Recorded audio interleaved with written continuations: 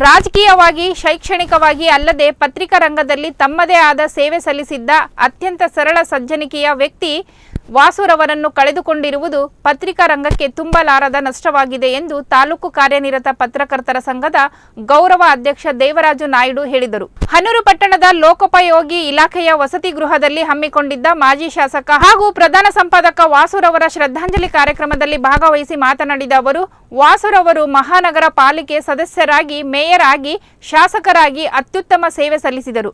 ಇದಲ್ಲದೆ ಪತ್ರಿಕಾ ರಂಗದಲ್ಲಿ ದುಡಿದು ಸರಳ ಸಜ್ಜನಿಕೆಯ ವ್ಯಕ್ತಿಯಾಗಿದ್ದರು. ಇಂತಹ ಪ್ರಾಮಾಣಿಕ ರಾಜಕಾರಣಿಗಳು ಇತ್ತೀಚಿನ ದಿನಗಳಲ್ಲಿ ಸಿಗುವುದು ಅತ್ಯಂತ ವಿರಳ. ಅವರ ಕುಟುಂಬಕ್ಕೆ ದುಃಖ ಭರಿಸುವ ಶಕ್ತಿ ನೀಡಲಿ ಎಂದು ಹೇಳಿದರು.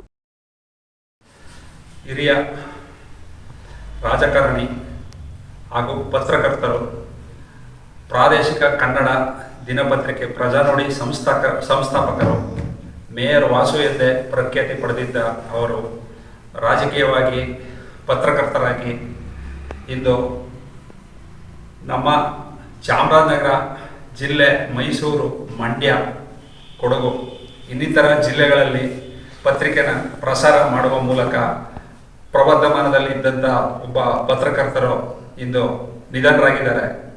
ನಿಮ್ಮನ್ನೆಲ್ಲರನ್ನೆಲ್ಲ ಅಗಲಿರುವ ಅವರ ಕುಟುಂಬದವರಿಗೆ ಅವರ ದುಃಖ ಭರಿಸುವ ಒಂದು ಶಕ್ತಿ ಕೊಡಲಿ ಅಂತ ಭಗವಂತನಲ್ಲಿ ಬೇಡ್ಕೊಳ್ಳೋಣ.